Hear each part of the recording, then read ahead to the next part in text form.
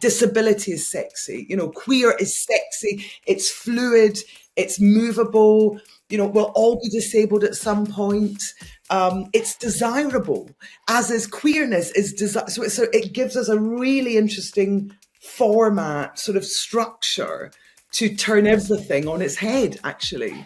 And I think for the 4 actors, I think that fluidity, that sort of, you know, of sexuality, of gender, of disability, it's all matches into one, because they've all had to go through their own journey of their own sort of identities. Ladies, Heather and Liselle, welcome to Disabled and Proud. I am so looking forward to this conversation today. We've just spoken a little bit off camera and the energy has been so high. I cannot wait to talk to you ladies about this very, very important project that you guys are involved in. Hi. Hello. Hello. Ladies, actually, I'm going to get you guys to introduce yourselves, because I feel like if I introduce you, I'm going to balls it up. So please introduce yourselves. Who are you and what do you do? Shall I kick it off? So my name is Liselle Terrett, and I was born in Glasgow. And I'm an ADHDer, which you may have assumed already, because it's very, very much part of my personality and something I've grown into. But that's, you know, with its challenges and its wonderful things as well. But anyway, so I actually work. I'm an associate professor in performance at the University of East London in Stratford. Wow. And I'm a theatre practitioner.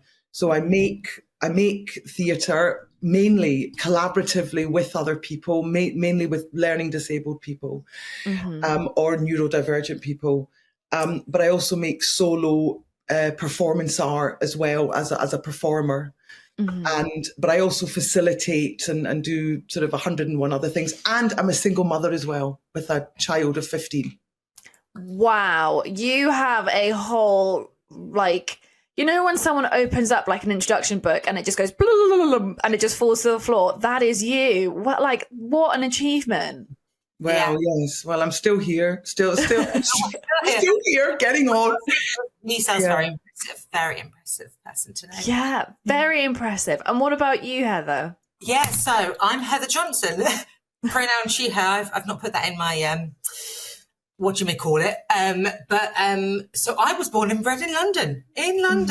And I trained as an actress and I studied drama at university and English at university. And then I found my way very luckily to Access All Areas, which is a theatre company, and also they work with Screen, who make work by with learning disabled and autistic artists, and that accessibility is at the core of their ethos. So I have learned so much through working with them, and we might talk a little bit more about what my role is, because I said at the beginning I'm an assistant director. Oh no, I didn't. Did I say it? Maybe you didn't say it, but you did now. In a very energetic pre-chat. Assistant director, because we've been on this journey of the show for nearly 10 years, if you can believe it. Yeah. Wow. So I was sort of there at the inception of it, and then also creative support.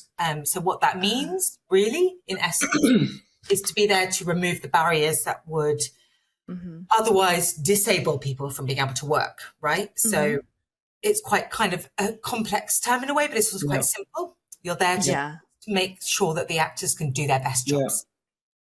Incredible.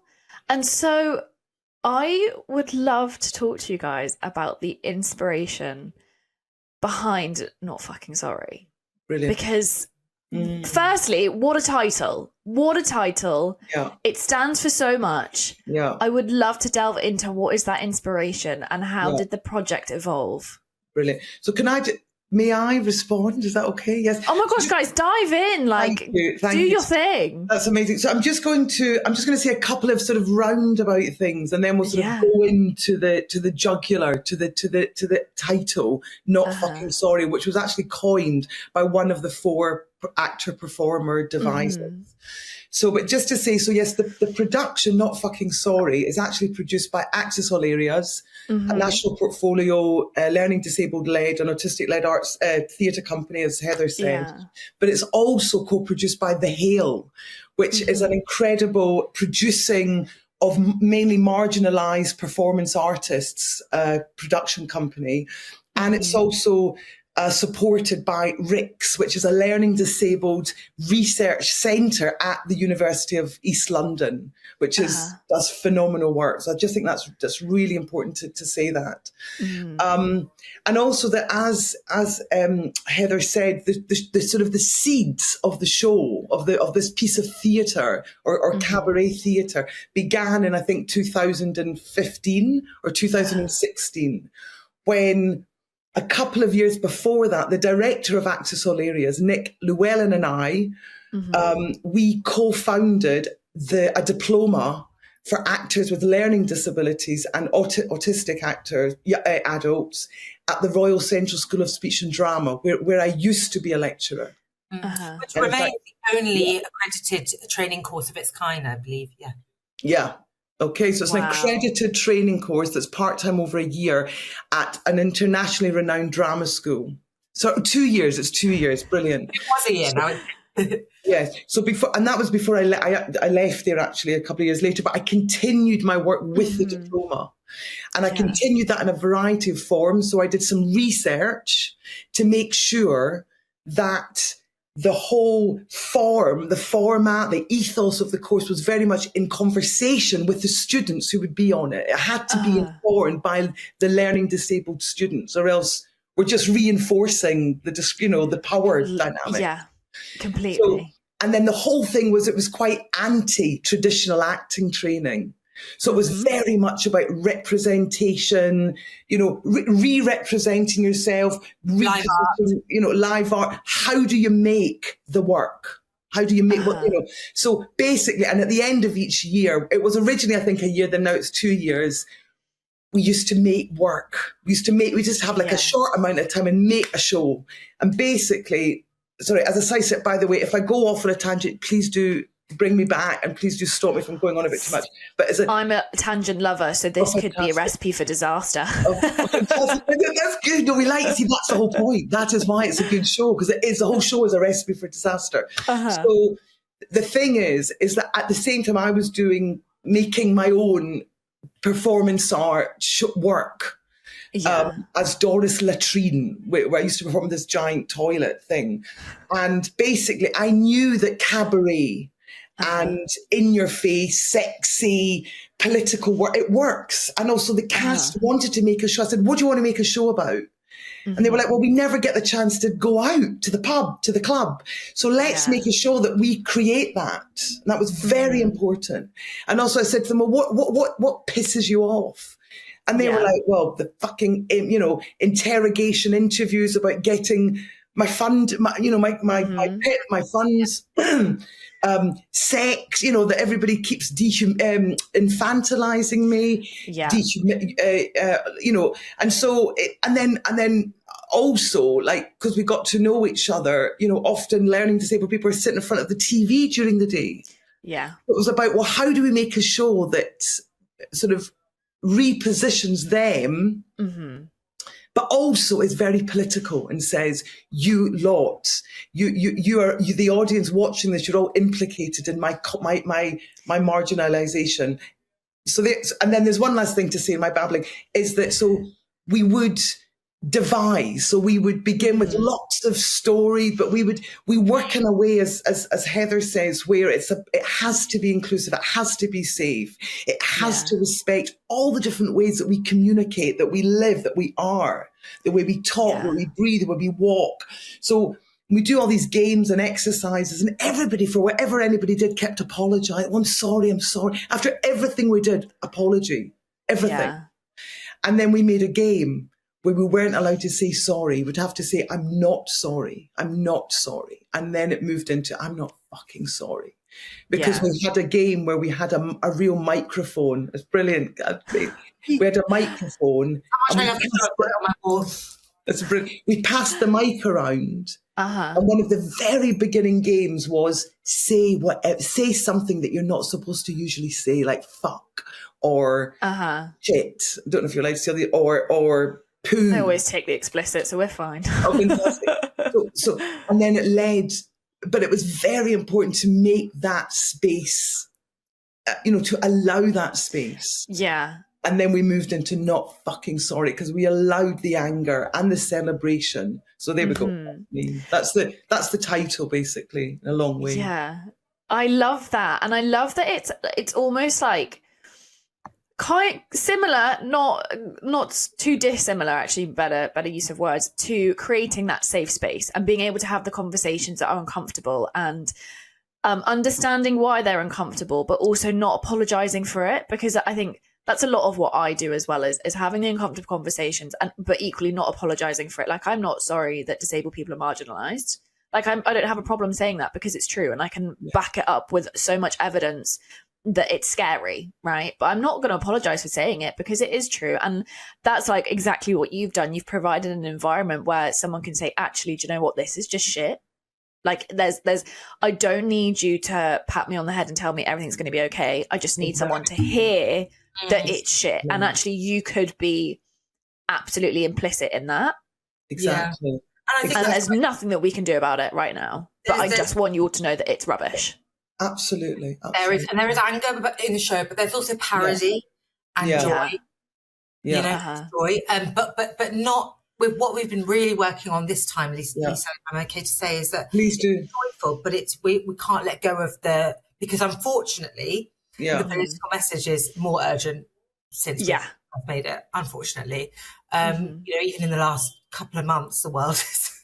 Increasingly it's absolutely insane. To be honest, to anybody who isn't of a certain, whatever that type is, it's just unrelentingly sort of lacking in pathos or nuance, and so we just need to sort of make sure that message is really clear, whilst not losing the joy. Yeah, exactly. And I think it's a very dangerous time, because we're returning, not that we've ever really left, but we're returning to the medical model of disability. Yeah. But we know that even within the new assisted dying bill, which has already existed in countries like Canada and the Netherlands for about 10 years, is that there's already been published reports that disabled and autistic people are deemed as untreatable. And therefore, incurable suffering, and it's actually led to deaths. Well, Made in Canada is inherently problematic, and I don't really care what anybody says to me about it. Like, I know the stats, I know the figures. I was also a part of some research into it, so I fully agree with you. And also, I think something else that we really should highlight as well is the fact that during COVID, if anybody who had any form of learning disabilities was in hospital, a DNR was automatically slapped on their care plan. Now, for those who don't understand the problems of that, a DNR is a legally binding contract. So if you went against that, you were in trouble. However, that person may have wanted to be resuscitated. And that led to many deaths, which is absolutely tragic and absolutely abhorrent. And so I'm so glad we're having this conversation, because it's a real passion point of mine. And I love that you guys are focusing on the political, not making it comfortable, but kind of giving it some jazz hands. And they're not necessarily like sparkly, they're more like that, you know? Yes, this is our jazz hands. And I think, gosh, there's a couple of things I just want to say, is that, and to bring it back to the DNR, but one of the things I want to say is that when you're working, in my experience of working with learning disabled people, and sometimes autistic people, is that they've often been denied knowing their own history. Yeah. So, but of course, there's a danger there of trauma because of the infantilization. And so if you're going to make a political piece that is in partnership, or where learning disabled and autistic people take the lead, because I'm not, I am neurodivergent, but I've had privilege, I work at a university. Yeah. So we have to be in role as researchers, we have to protect ourselves when we in the rehearsal room go through that, what is the history of learning disabled? Yeah. And we bring it up to date. Go for it, Heather. I wanted to just grab on to earlier. I'm sure, I know we all know, but just in case listeners aren't sure, when we say the social model of disability, could we just give jointly give an explanation of that? Yeah, someone want to dive in? I'm more than happy to, but you guys can as well. My favourite is, I don't know if you know Tourette's Hero. So they are a performer with Tourette's who make work, and they often they wrote a song. It was just before the pandemic. I remember seeing it at Battersea Arts Centre, and it was like, "Don't fix Humpty, fix society." So basically, the idea of the social model is that versus the medical model of disability is that there is not something wrong with the individual. There's something that is disabling them from society. That's not to say we don't ever bring medicine into the equation if it's needed, but let's look at the things that exclude that person from participating in society. So I just think it's important to give that definition. It is. And I think that, that there's such a gap between that sort of, that human right, that it's not somebody's fault that they aren't able to access society, but it's obviously it's the ableism in society. But I think what's very important, because I think the social model is also quite problematic, particularly for learning disabled people, because obviously, you might fix the stairs, but you're still not addressing attitude and fixed ideas around disability. But what I just want to say is that with the making of the show, which is in the form of a punk DIY cabaret, which again we could talk. I want to talk. Obviously, that's where we could talk about. Is that the making of it? I'm very influenced by what you call the affirmative model of disability, and also another term which is the political relational model of disability. So to me, that is beyond the social model. So the affirmative is around, I love me. I have a right to be here. I am worthy. I'm worthy of life. Yeah. But if you've got people who have constantly been told, well, you're not, we don't love you, we don't like you. So there's a lot of work to be done on that. And that never goes. So our actors are very traumatized. So there has to be constant care. But the other thing is this political relational model, where it's like, okay, so wait a minute, so I feel quite good about myself, but now I want to make change. Now you need to listen to me, and I'm going to work within the gap between me and the audience, and what can I do to make you feel really implicated in my experience of life. I mean, you probably know these terms, but I think what you said, about this sort of cushioning, this sort of silencing, and that we're very committed to opening up, sort of informing, the actual people that we're working with before we perform it out. It's very important. Yeah, of course. Something that you were speaking about is the access. Yeah. Now, I have worked as an access coordinator on shoots, in TV. How does that access with the show, how does that work, and how do you make it as accessible as possible for but not just for actors, for everybody who comes to see it? Good. So many answers to that, aren't there? And it crosses such a range of experiences. So you said your question was about how we make it accessible in rehearsal times. Yeah. First of all, maybe we can address that. Yeah, like across the board, really, like rehearsal times, upon when it's like show time and go time, and then how do you make it accessible for the audience as well? Brilliant. Because it can be quite difficult. Amazing. So if I could answer that bit, and maybe you want to start off with the rehearsals, and that's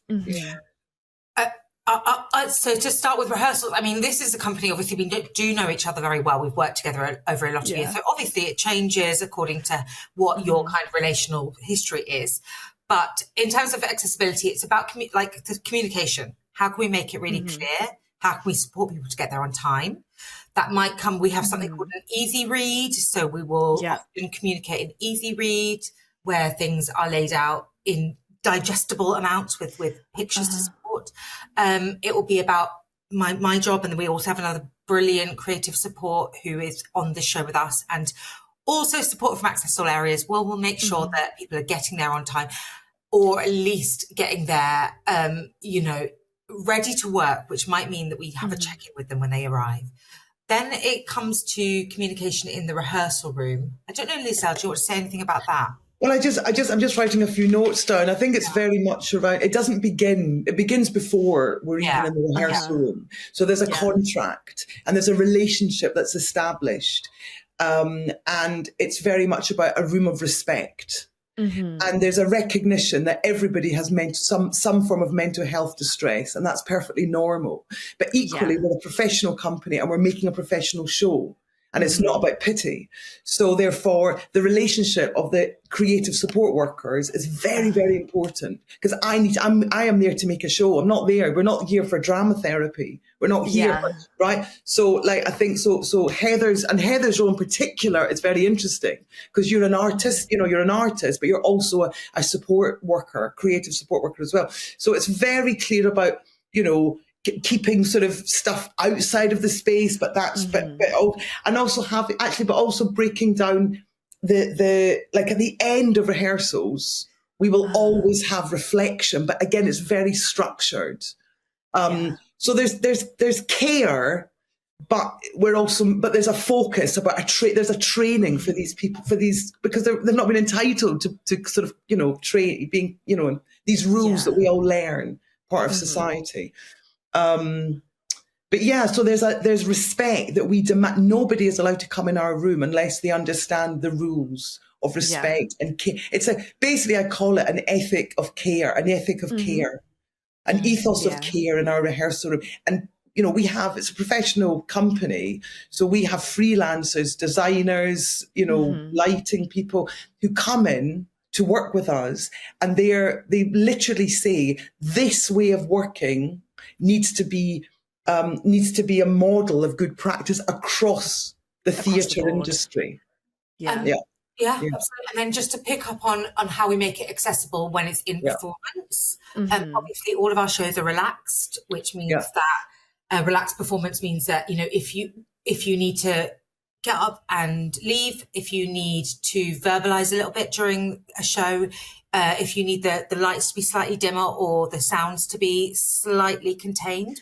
And importantly, we also have a visual guide, which will be basically telling the audience, if they want to know, a rough idea of what's happening in the show, because not knowing what's going to happen can be anxiety-inducing to a lot of learning disabled and autistic people.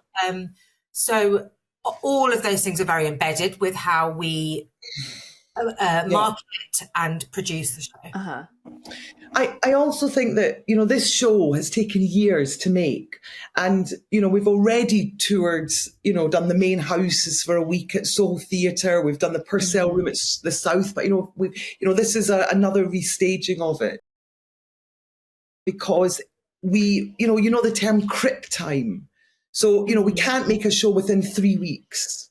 Yeah. We make a show in a much, much longer time. So there's something that's just come up on my computer that I need. There we go. And I love that. You introduced it to me during this iteration of the show. Yes, crip time. Crip time, yeah.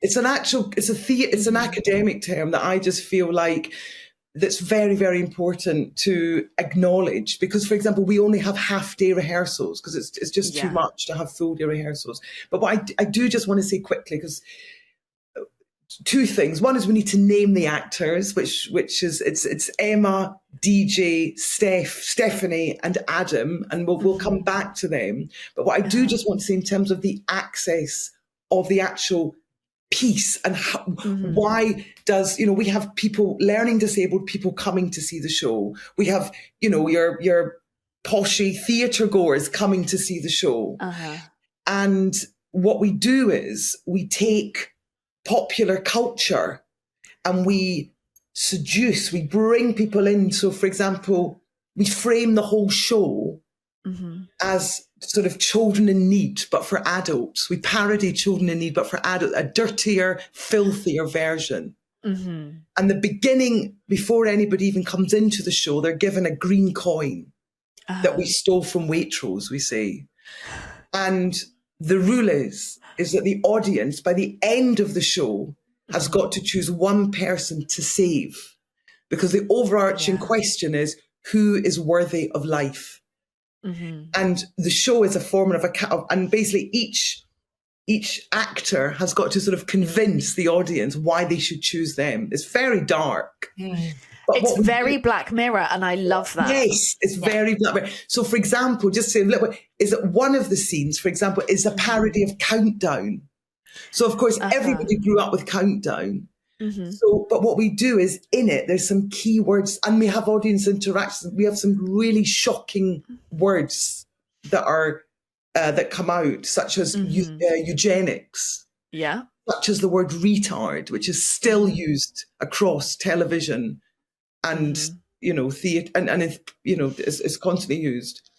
We have a lip syncing scene where 3 of the actors lip sync these ableist comedians using the term retard, including Jimmy Carr. It's absolutely awful. But then Steph, who's Down syndrome, tells them to fuck off and does the most extraordinary performance and gets rid of them. Mm-hmm. We have a scene, another parody called Yes, We Can Have Sex, where it's a fantasy, where everybody shares their fantasies, and it's outrageous. It's outrageous, and people strip. So much of the feedback really focuses on that. I think the presentation of sexual beings, it feels like something that is so still taboo and not very interesting that you guys have brought this up. I literally had this conversation yesterday with somebody else talking about how disability and sex is the last taboo. Because and I'm literally repeating exactly what I said yesterday, but when we look at disability and sex, quite often it's fetishization or infantilization, and there is nothing for the in-between. The in-between doesn't exist because we don't allow that conversation. We've never had that conversation. And actually, how do we have that conversation? Removing it from fantasy and removing it from infantilization, but also removing it from medical and charity models. Because traditionally, historically, that's the only way that, people with disabilities have had sex. It's either been like a pity shag, or it's been like, I'm doing this for some form of experiment. We've never had that conversation that's actually, and I don't mean we as in the 3 of us having this conversation now, I mean like the wider society. We don't allow for that conversation because it makes people uncomfortable, because it's not that quote unquote sexy body or, 2 arms, 2 legs, that is uncomfortable for people. And the reason it's uncomfortable for people is because we've never had that conversation. So I love that that's really a key part of the show as well, because these are conversations that need to be had.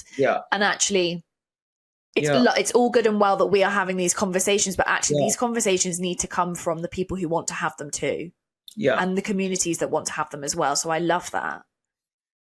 I mean, the making of these parts of the show, whether it's about the Yes, We Can Have Sex, or whether it's the part where it's about mate crime, where there's been rape and etc. And we do that where we sort of say, let's revisit those cute little children that you gave money to in Children in Need. Where are they now? And of course, we find out that some of them are no longer with us.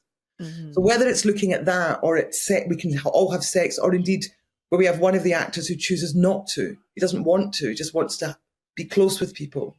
Is that the process of making it, because these people have been so denied their sexuality, their right to be here. Again, so I just want to say, sort of, again, it's that thing of beginning with, that the care. Because of the trauma and of the continuing, but then to move into, yes, I am a sexual being and this is who I am and you need to fucking deal with it. In fact, there's an amazing line when Emma says, I want to fuck every single one of you here. Right here. Or Adam's incredible. He goes, you are so hot. You're like a radiator getting on. And you've got this sort of, so you've got this, it's burlesque. What we do is we turn it around, where by the end of it, the audience are like, oh my God, I'll do what you want.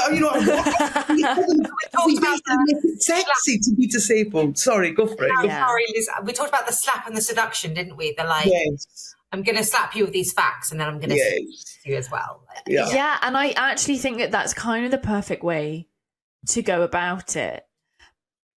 But we've obviously spoken a lot about the care. We've spoken a lot about, creative process. Yeah. But what are some of the challenges that you guys have faced putting this together? Because I can only imagine the list is as long as a piece of string. Okay, so I'm going to start babbling on. So first of all, it's like the work could never even have started until the care and the structures and the support workers and an absolute clarity of understanding how we work. And as a director, that my role has to be challenged, the hierarchy. Yeah. So none of it, being responsible could happen unless there was, because all the support workers are trained by access all areas. I used to work in a special needs school. I was originally a teacher. So, I've got, 95% of the whole team are neurodivergent or learning disabled. So there's an absolute sorry, you said about the challenges. So again, there are challenges because again, you're creating an environment where people who are usually not listened to, not taken seriously, are we want to hear. Yeah. So there is trauma, there is tears, there is anger. Yes, it's very challenging. It was a very challenging, enriching process where there was a lot of one-to-ones outside of the space. We do a lot of support, listening, hugging. I mean, Stephanie was hugging Adam the other day because just of what it brings up, the pressure of this. And again, it's about being a cooperative. So I think we really need to go again. When you say challenges, it's a whole company thing. My mind does go to like systemic challenges, right? Like to even get it to this stage of the amount of wraparounds and years, to be honest, of support for all. We've got a cat for all of these actors to be able to be in the rehearsal room and do their best work. Just reiterating what you said. Go on. Well, I think also it's about, when we with the original piece was called Not Sorry. And we performed it at the end of the diploma back in 2016. And I purposely invited Simon Casson, who's the founder and I can't remember, is a director of Ducky, which is an international queer producing performance, huge, a really important organisation called Ducky. And he saw it, and they make Cabaret as well as part of what they do. And he said to me, phoned me afterwards, and he said, Liselle, can you turn this into a 10-minute piece? And it was very different to what it is now, but he loved it. In fact, he said, I've not cried at anything for so long, and because it just moved me, because learning disabled people are not given that space to that sort of advocacy opportunity. And what I'm saying is that we basically, our first big performance was to 1,500 queer people in Brixton in London at the Brixton, or whatever it's called. And he said, and it was incredible. And he said to me, people were shocked. This is like 10 years ago, right? Yeah. And even the queer community were like, what? How come a Down syndrome woman is standing up there with a fag? She's got a pretend fag going, fuck you all. And so, sorry. And the thing about the care is that therefore that care, because there is judgment, we have to, that's what Simon said. I loved it. He said, the audience are behind in many ways sometimes, and that's why we have to take these risks. But it's a calculated, there's no risk because we look after the actors. Yeah. But because at the end, sorry, I'm going to say one last thing, because at the end of the day, the thing that I loved it, I mean, what a wonderful thing to perform at Soho Theatre. I mean, it's incredible, right? It's one of the most reputable theatres in London, okay? but and the audience loved it, and we were in the bar every night. It was hysterical, standing on the tables. But at the end of the day, Stephanie, who has Down syndrome, and I won't go through everybody's whatever it is, but if all the 4 actors are constantly every day, the discrimination, the fear of being on the streets does not go. And at the end of the show, some have work and some don't. So it's that's a good point. Yeah, it's not a black and white thing. The thing around care and the challenges, but actually, but it's all about care and respect. Yeah. How about that for a Friday morning? My God. But actually, it's really interesting that you bring up like the queer community as well as the disabled community, because something that you guys have in your press release is that it's shameless and provocative. Yeah. And you guys mentioned the queer community, you guys mentioned the disabled community. Yeah. Why are those themes in particular highlighted, and why are they so important to this show? I mean, it's about marginalisation, isn't it, as well? Like it's about being proud is such a kind of part of the show, and of course, the queer community have fought long and hard and still fighting for that. I don't know, Liselle, do you have anything?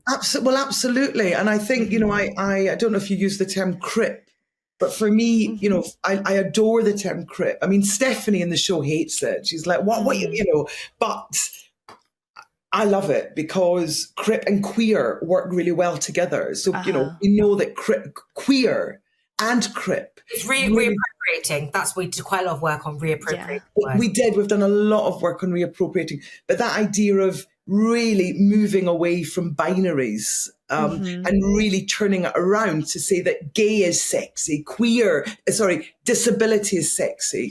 Queer is sexy. It's fluid. It's movable. We'll all be disabled at some point. It's desirable, as is queerness is desirable. So it gives us a really interesting format, sort of structure to turn everything on its head, actually. And I think for the 4 actors, I think that fluidity, that sort of, of sexuality, of gender, of disability, it's all mashes into one, because they've all had to go through their own journey of their own sort of identities. And in fact, I mean, Emma identifies as she, they, and I just think, I think the queer, it's very important because, it really, just in terms of, again, the queerness really breaks down those heterosexual walls, which are dangerous. We know that there's abuse. We know that there's power and bullying that goes on behind these doors to these institutions. And we're saying, fuck that, let's open up the sexuality. Let's open up these rules. How can we really challenge these rules? And we do that through a crip queer lens. Yeah. If that makes any sense at all. Do you know what? I actually think it makes perfect sense. Like, I understood what you said. So it's a bit, it's like each person has got to be really reflective and critically reflective and go through that journey themselves of, as you said, it's like, yes, I am marginalised. Yes, it is, but if I want to really try and own and try and make some change, I've got to go through that myself. And it's the same with anyway. Definitely. Oh, guys, I'm loving this. I'm genuinely loving this conversation because I think it's a really important one to have. And I love that it's so, there's no apologies. Yeah. Because there's nothing, firstly, there's nothing to apologize for, right? There's like that apology doesn't need to exist. But like traditionally, if we're thinking even, 10 years ago, which realistically wasn't that long ago. Yeah, exactly. People were still apologizing for learning disabilities. Now, I am someone who has worked in and out of learning disabilities for the past, how old am I now? I'm going to say like 15 years. Like it's a big part of my life. And so I love that your mission is very much about safety, but also it's about it's kind of proving the point that everybody's like unconscious biases are actually so prevalent. Because they are, and actually even taking your actors through going through their own unconscious bias, that's hard work. Like challenging your own unconscious bias is an absolute feat for anyone. So to be able to do it in a safe space is kind of phenomenal, really. Yeah, I think that's so true. And I think it's that thing of let's stop pretending that there's something called normal. Let's stop pretending. Let's get rid of it, because there isn't. I think that was even one of our exercises in a few years ago, Lisa, where we were like, I'm normal. We were playing with saying that word, and just I remember the word normal. What does it mean? Definitely. And the sort of the idea of giving permission to be up to move from that. So there was an exercise that we did when we were making it, where I had all these transparent masks with bits of makeup on them or whatever. I just bought them from the joke shop, And there was one mask that was a bit broken. It was a crack in it. I didn't even know.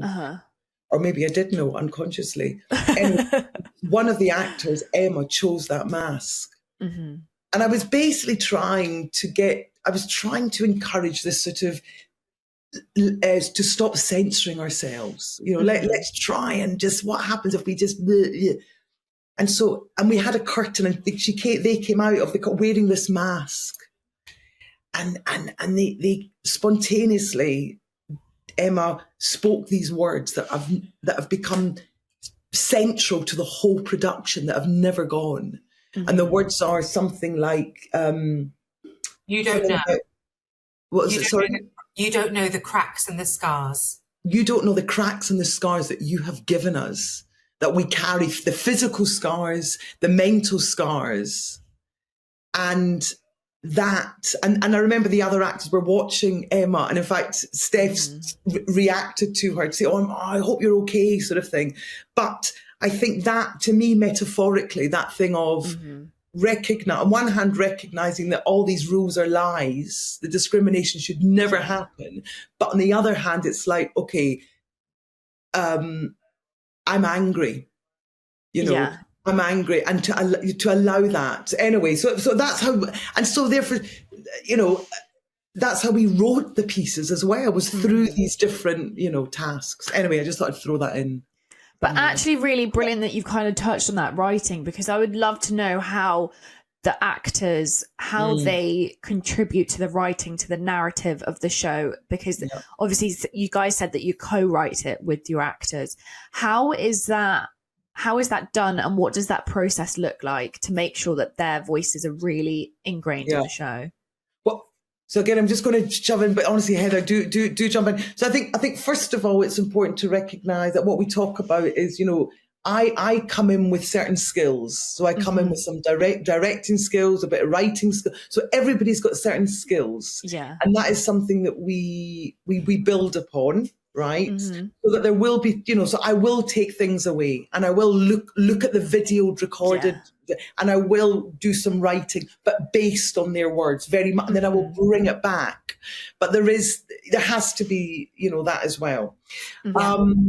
And so we devise. We don't sit down and write. We devise. We constantly scratch work.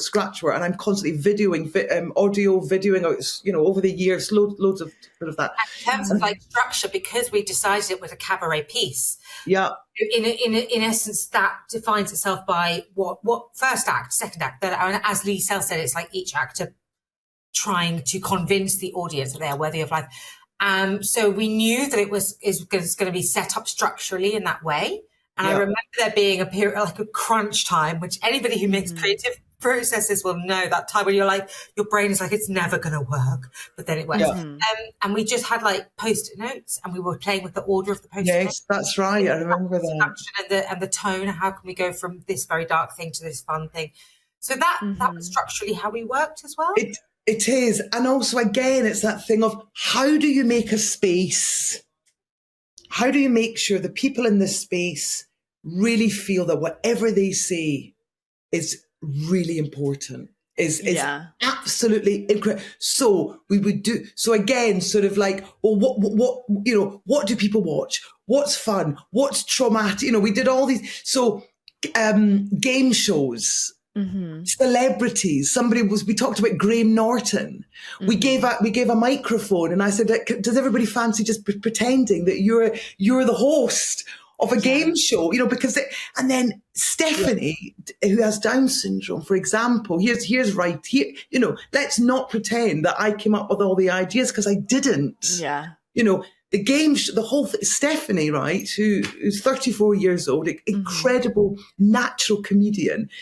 I remember she was something like, well, my name is Esther Ranson, or something like that, and I'd like to welcome you all. We're going to raise, this came from Stephanie. Yeah. We're going to raise, and I was like, this is it. We're going to raise money for, I would take it away. We had a dramaturg, have a thing to bring it back. Yeah. Yes, try things out. Well, just critiques of popular culture as well, isn't it? When you think about it, like lip syncing, but invert that, which is great. We all love RuPaul's Drag Race, but what does it mean when?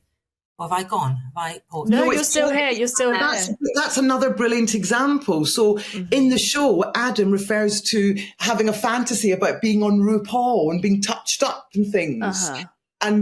And again, that came from him, sort of, or things like around, I'm just thinking about, the actors would do research.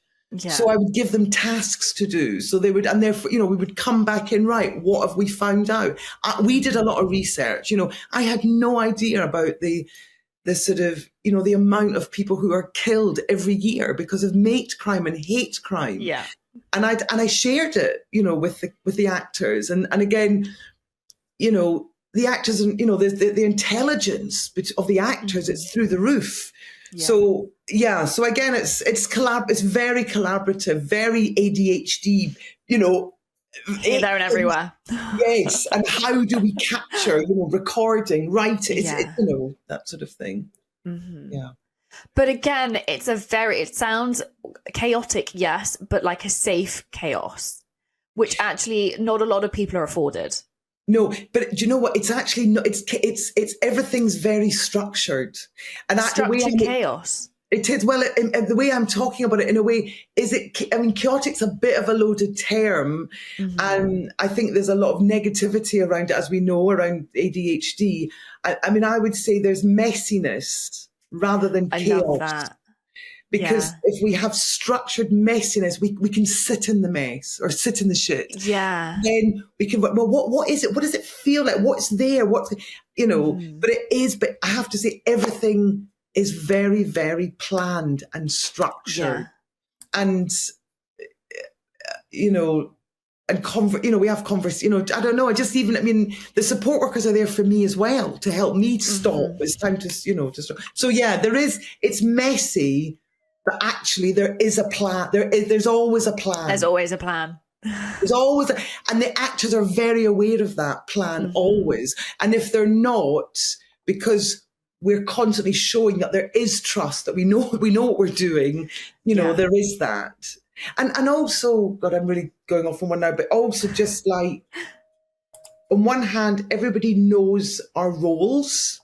Yeah. On the other hand, I might say to somebody, like Emma or all of the actors will put in their opinions about the directing, about the writing, everybody. It is really a collaborative piece, the way it's been written. Yeah, anyway. Amazing. There is a lot of passion here for this show. And I think my final question about it is, do you see this piece of work like this, it's a piece of art?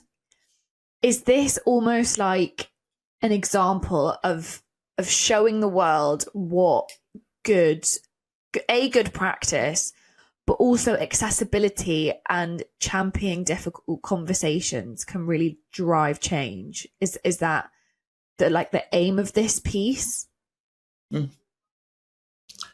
Shall I say a few things? It's agitprop theatre, meaning that it's very political theatre. Yeah. And you watch it once and then we're gone. And so there's something very potent with that. However, only about maybe 5,000 people by the end of it all will have seen it. Mm-hmm. And I believe that we are using art exactly to make protest. We're using art. It's not didactic. We're not a poster. We're using an art form to sort of really wake up people, to make them feel, to make them, think, oh, I'm going to do something now. Yeah. But there's two things there. One thing is that, hopefully we're going to film it. And because I don't think it should end when the show ends, because I think it really has proved to be a very effective way of addressing these taboo social issues. Yeah. So I'm very much about, continue, whether it's in residential care homes, whether it's in schools and colleges, whether it's to do with local government.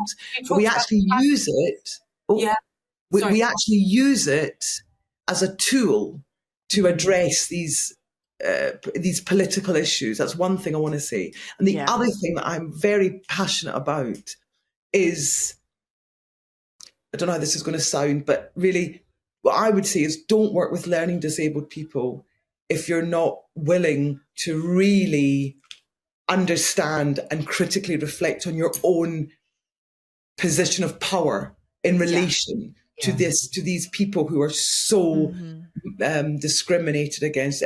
You have to constantly really be aware of that, so you don't reinforce the marginalisation and the stereotype, because that to me is even more dangerous if you're going to work creatively with people who are so marginalised. So therefore, yes, apologies just to say that, like with what Access All Areas does, and the RICS and HALE, is whoever we work with, there's training for the venues and the staff, constantly training, because we do hold up a model of good. For example, when we're touring, we're sending the access riders ahead of time to each venue. We demand there's a familiarisation tour. Familiarisation tour when we get to these venues. So it's embedding it at every level we possibly can. Yes, and actually, even you said it right at the beginning, actually, Emma, that the tour, whether it's the tour or whether it's the rehearsal outline or whether it's the schedule for rehearsals, our company stage manager, who's amazing, actually, Emily Norris, we love very much. Everything is what Emily works with Access All Areas, and they put together a picture symbol. I mean, I love it. It's brilliant for me.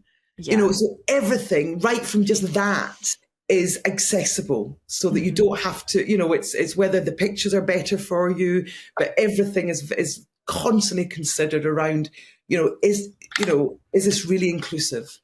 And if it's not, don't do it, or change the practice. Yeah. I honestly have loved this conversation. Oh, that's nice. I think it has been brilliant, because it's been eye-opening, and there's been a lot of sadness, and we've spoken about a lot of heavy topics, but actually I kind of think this is exactly what your production show is probably like, full of real heart-wrenching sadness, but also a lot of conversations that need to be had, but also throwing in a little bit of humor and a little bit of sexiness. And I love that, because it's something that had, what was it you said earlier, like slapping you with the fact. Seduction. That's it, the slap and the seduction. And I think that is the perfect way to go about change. And I just really want to thank you both for coming on, because I've absolutely loved it. But where can people find this show? Fantastic. What are the dates? Tell me everything so we can get this out there. Good. We've got upcoming venues. We've got New Aussie Theatre Ipswich, 4th to the 6th of March. Then we head to Essex to the Mercury Theatre in Colchester, 18th to 19th of March. Then we are at the brilliant Dada Fest, which is one of the longest running disability arts festivals, I believe, at the Unity Theatre in Liverpool. I'm so excited. I've never been to Liverpool. On the 22nd of March. Then we are in Brighton at the Brighton Festival at Brighton Dome, 8th to 9th of April. And finally, we finish up in Derby Theatre on the 12th of April. Amazing. Guys, thank you so much for coming on the pod and talking to me all about Not Fucking Sorry. I've absolutely loved it and it's been brilliant. It's been an absolute pleasure to meet you. It's been really, thank you for welcoming us so beautifully. It's actually lovely for us to just chat about it because we don't always get this time to just reflect like that. Ladies, thank you. I've loved it and I really hope everybody goes to see this because I can't wait to see it. I'm very excited. Thank you. Brilliant. Thank you.